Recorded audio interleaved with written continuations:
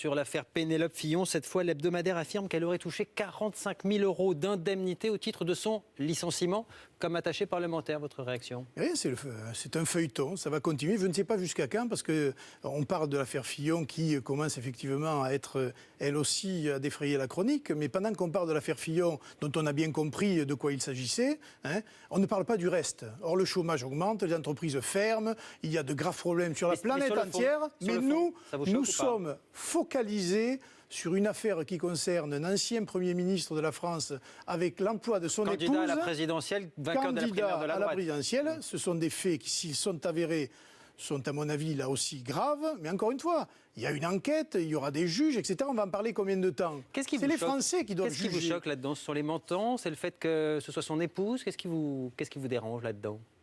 C'est la suspicion qu'il y ait peut-être un enrichissement personnel. Après, sur le travail des attachés parlementaires, vous savez, on sait très bien ce que font les attachés parlementaires. C'est un métier à multiples facettes. Ça peut aller du tri du courrier, à écrire des discours, à faire des revues de presse. On peut tout faire. La seule chose qu'on ne peut pas faire, c'est utiliser un attaché parlementaire à des fins personnelles. Voilà, qui fasse votre ménage ou votre gazon ou je ne sais quoi encore, ça c'est interdit. Mais pour le reste, il y a une frontière qui n'est pas facile à déceler précisément au nom de la séparation des pouvoirs, parce que ce n'est pas facile pour un juge d'aller voir le travail d'un parlementaire qui est par nature indépendant. Vous-même, vous avez été embauché, je crois, par Marine Le Pen, votre conjointe, comme assistant parlementaire. Non, il y a deux choses. J'ai été embauché au moment où je n'étais pas le conjoint, en tout cas le compagnon de Marine Le Pen. Voilà. Oui, parce que c'était interdit de toute façon. Exactement. Voilà. Et si nous avions été dans une situation, j'allais dire, d'incompatibilité, le Parlement européen ne l'aurait pas accepté. Mais est-ce que vous comprenez cette suspicion comme ça, l'embauche de proche, d'une certaine manière c'est vrai qu'on peut se demander si finalement il est embauché parce que c'est le proche, parce que c'est le conjoint, parce que c'est l'épouse, ou simplement pour les compétences. Oui, mais il y a sûrement des abus, mais il y a aussi sûrement des gens qui font convenablement bien leur travail. Je connais des épouses de députés ou de sénateurs qui sont de véritables attachés parlementaires depuis le début. Et on ne peut rien dire, on ne peut pas juger. Et quand je vois ce que moi-même j'ai fait comme attaché parlementaire au service de Marine Le Pen lorsque j'étais attaché parlementaire, c'était un boulot d'attaché parlementaire, tout simplement. L'avocate François Fillon estime ce soir que de toute façon l'enquête est nulle et non avenue parce que la justice n'a pas à se mêler du libre exercice du rôle du parlementaire. Est-ce que vous êtes d'accord avec ça ? Eh bien écoutez, c'est ce que je vous dis sur la séparation des pouvoirs. Nous verrons bien, ce sera une décision que jurisprudence pour vous ? J'attendrai avec justement critique, j'allais dire, une décision critique qu'il faudra avoir sur cette affaire-là, parce qu'on va voir précisément, au nom de la séparation des pouvoirs, si le judiciaire a le droit d'aller juger le travail d'un parlementaire. Mais qu'est-ce que vous en pensez ? En attendant la décision ? Moi, je pense que la séparation des pouvoirs est à la base, je vous signale, elle est constitutionnellement reconnue, elle est à la base de notre système démocratique. Et encore une fois, tant que vous ne prenez pas les gens sur le fait d'un emploi fictif, eh bien, l'attaché parlementaire n'est, j'allais dire, redevable que d'un seul ordre, celui de son député. Donc finalement, vous êtes en train de dire qu'on les cherche des poux pour rien à Pas du tout, pas du tout. Mais certains s'étonnent quand même que vous n'alliez pas un peu plus fort sur cette affaire-là. Est-ce que c'est parce que vous-même, vous avez, enfin je dis vous-même au Front National, vous avez des histoires similaires ? Non, c'est pas similaire du tout. On ne peut pas taper parce que ça va se retourner. Ce n'est pas similaire du tout. Il n'y a pas d'histoire d'épouse, il n'y a pas d'histoire d'enrichissement personnel. Il y a des histoires d'attachés parlementaires ? Oui, des histoires d'attachés parlementaires qui n'en seraient pas en réalité ? Non, c'est pas vrai, qui ont été payés par le Parlement. Pour travailler au parti. Mais soi-disant, ça c'est vous qui le dites. Non, c'est les enquêteurs. Non, eux ils disent pas ça. Nous contestons ce qu'ont dit ces enquêteurs de l'OLAF en amenant des preuves d'ailleurs, mais nous attendons qu'un juge soit saisi, parce que pour l'instant, ce sont des fonctionnaires du Parlement européen qui ont décidé de cela sans que la justice soit saisie. Nous verrons bien devant les tribunaux. Les juges ont été saisis, alors pas sur cette affaire, mais sur une autre. Il y a l'histoire du financement de campagne avec des renvois. Vous passez d'un sujet à l'autre sans aucun problème. Vous parliez de l'institution judiciaire et de la relation avec le politique. Est-ce qu'il y a eu une condamnation ? 3 fronts judiciaires. Est-ce qu'il y a eu une condamnation ? Il y a un procès qui va avoir lieu dans l'affaire. Est-ce qu'il y a eu une condamnation ? Des financements. Non, pas du tout, mais je vous pose la question. Mais si, parce que vous vous adressez à moi comme si nous étions déjà condamnés. Pas du tout. Je vous demande quand même de respecter au minimum la présomption d'innocence. Nous la respectons totalement. Alors oui, on va être très clair, il y a 3 fronts judiciaires qui n'ont rien à voir les uns avec les autres. Exactement. Il y a un procès pour l'une d'entre elles qui va arriver, donc jusqu'à la condamnation ou pas la condamnation. On verra bien effectivement quel est le résultat de la justice. Et nous aurons perdu. 5 ou 6 minutes à parler de mise en cause dont on ne sait pas, à l'heure où nous parlons, si nous serons coupables ou pas. Et moi, je vous le dis parce que je suis de ces affaires, de ces 3 affaires, nous serons innocentés.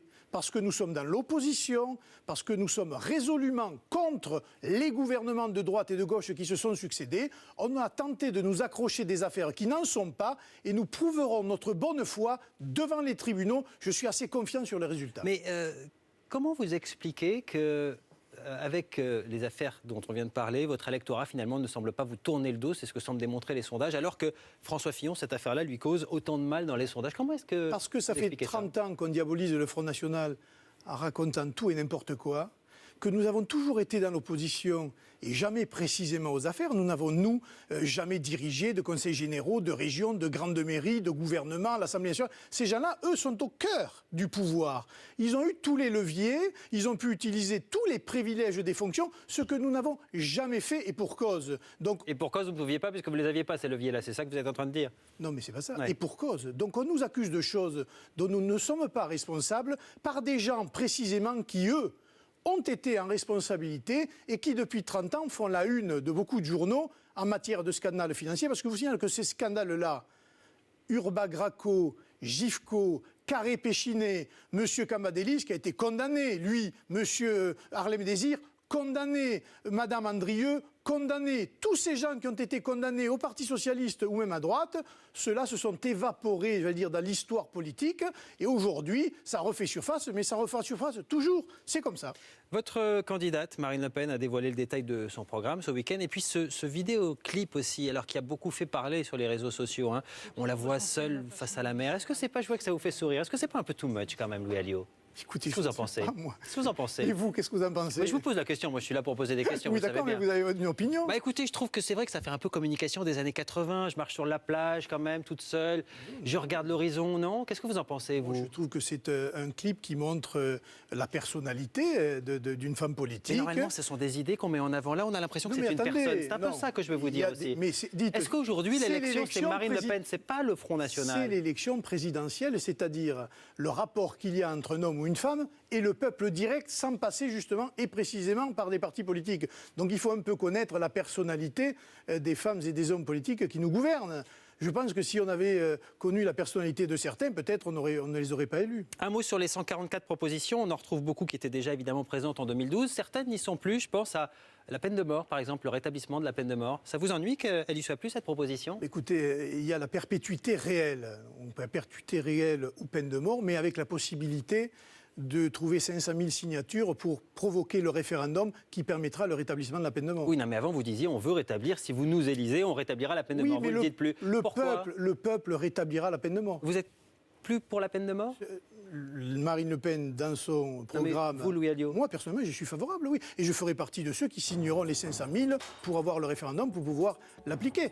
Dans une situation, d'ailleurs, où je vous signale, il y a encore 10 ans, les Français étaient majoritairement contre la peine de mort. Je vous signale que depuis cette année, à nouveau, les Français sont majoritairement pour la peine de mort. C'est pas un petit peu ennuyeux sur une question aussi importante que celle-ci, d'avoir un cadre du parti, vice-président, qui soit d'un côté, alors que Marine Le Pen, elle, dit qu'elle ne veut plus cette proposition? Non, voilà. Parce que c'est une proposition très importante, en tout cas moi je la juge importante, mais là, la perpétuité réelle, ça permet de mettre hors d'état de nuire les criminels les plus odieux. Mais il n'en demeure pas moins que c'est une mesure, j'allais dire, parallèle, pas accessoire, mais parallèle. L'important, c'est de redonner du travail aux Français, de baisser la fiscalité, de sortir de l'Europe, de rebâtir une souveraineté nationale, de rebâtir une défense nationale, une sécurité, etc. Voilà, c'est ça qui est important. La peine de mort, on verra. Merci Louis Alliot d'être venu répondre à nos questions ce soir. À suivre le grand décryptage. À tout de suite.